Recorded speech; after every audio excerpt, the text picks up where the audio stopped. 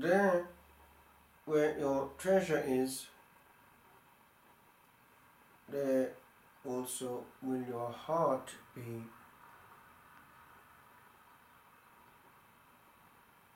In the sixth form, we were doing French, and one of the set books for A-level was a very interesting and psychologically accurate novel, Balzac's Eugénie Grandet. And Grandet, even the name actually is quite interesting. It suggests grandeur, as does somebody well born, Eugénie. He was essentially avaricious, and it all hinges on that theme. It's very clever, psychologically penetrating, and that's what real writing is about, helping other human beings on their way. And this novelist opens the eyes even of the reader to himself. It comes to the scene of the death of this avaricious man, who's not at all prepared. And when it comes to the priest coming to give the last rites, suddenly the eyes of the dying man open once again, widely and clearly, to see not the Blessed Sacrament, which might be the most important part of that event, at that delicate point of encounter with eternity, but the precious metal of the crucifix, and his instinct of desire for gold returned, and he went into the beyond, betraying clearly at that point where his treasure had been.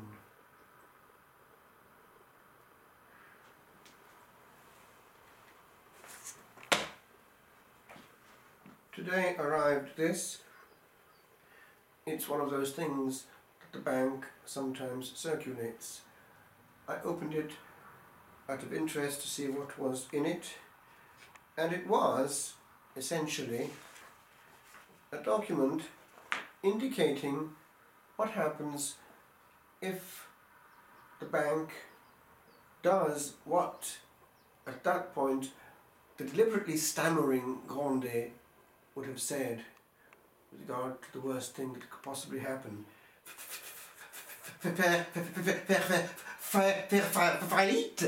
To go bust. That was the worst possible thing that a human being or a bank could do. And this is what actually are the safeguards. But what hit me was this.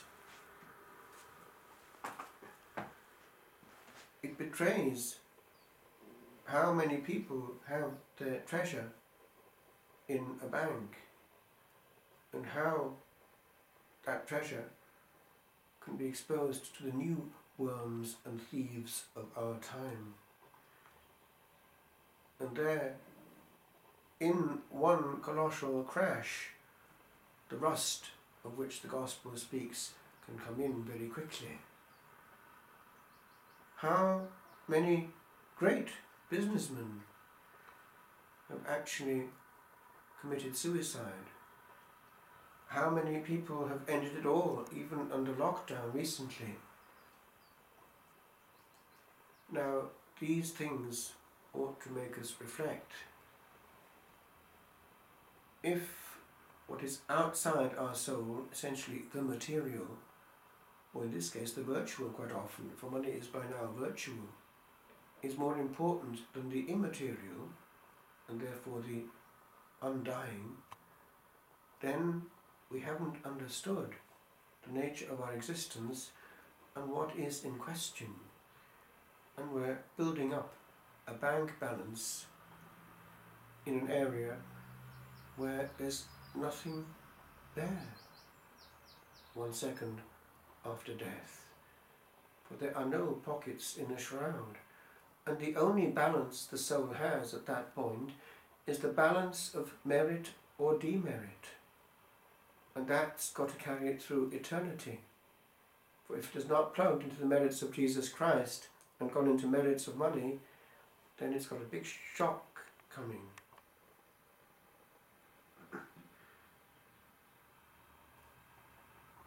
We in English-speaking lands have the providential blessing of also having great authors. Possibly the greatest ever, not only in England but perhaps throughout the world, is William Shakespeare. Now we know that he was a Catholic in faith, but as we would say, kept his nose down so as to survive. In that part of the world it was still there, Catholicism, surviving underground. We know, however, that he took refuge for a while in the Venerable English College in Rome, for his signature is there. And we know from contemporary evidence from an enemy of the Church that William died a papist. Now, if one studies and looks between the lines, one sees Shakespeare's game. He's using this vehicle, which is neutral and attractive, very good verse, very good poetry,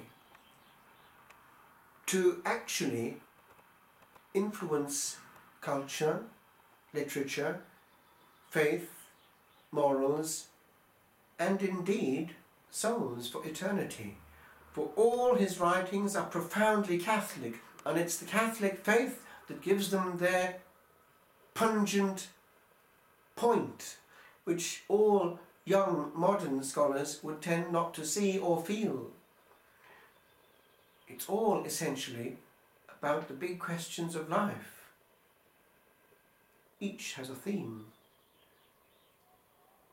In Othello it's jealousy, and yet there we have the eternal coming in. When Othello, out of jealousy, is about to strangle his beautiful innocent wife Desdemona, he has a soliloquy while she is sleeping, and yet alive. He hopes that she has said her prayers. For I'd not kill thy soul.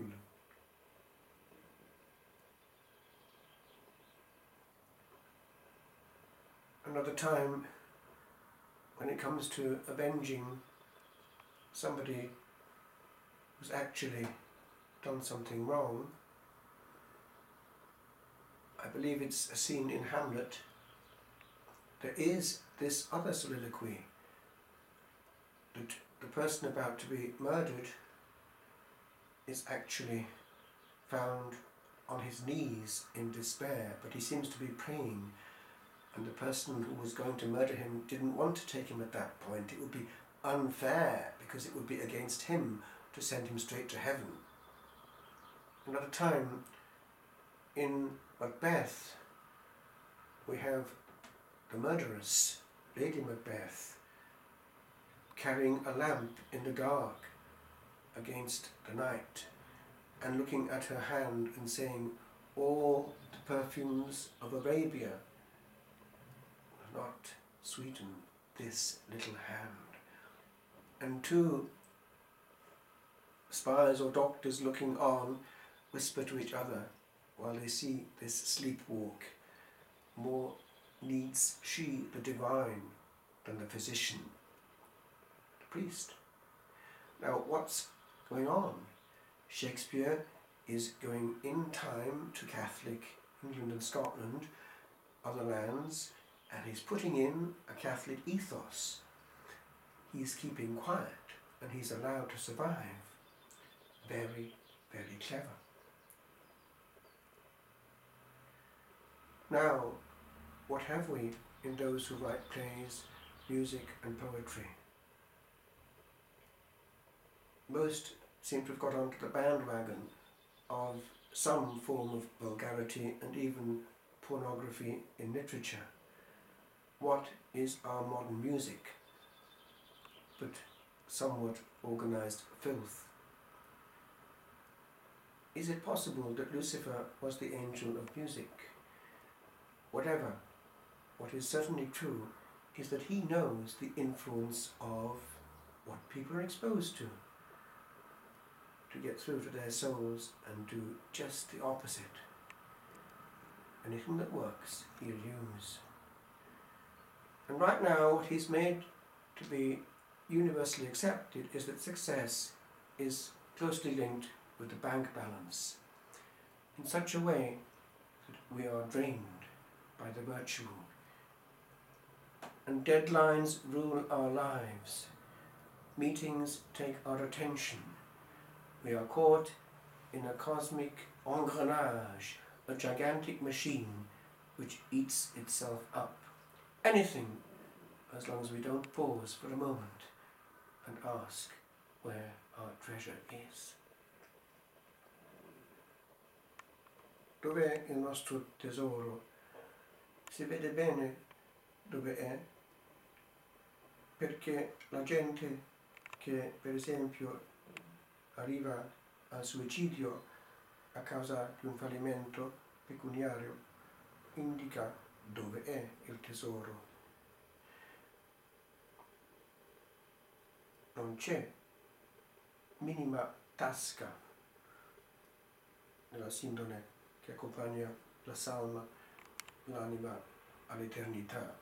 Uno parte con una bilancia bancaria, quella del merito o la sua assenza, e il demonio sa benissimo che mettendo l'umanità in un engrenage di fattori sempre più frenetici arriva così a avere anche la loro anima, perché l'anima non ha più cura di sé, è sacrificata al materiale e oggi al virtuale, e un momento dopo la morte trova che là forse ha fatto davvero fallimento, perché l'immateriale non fu curato.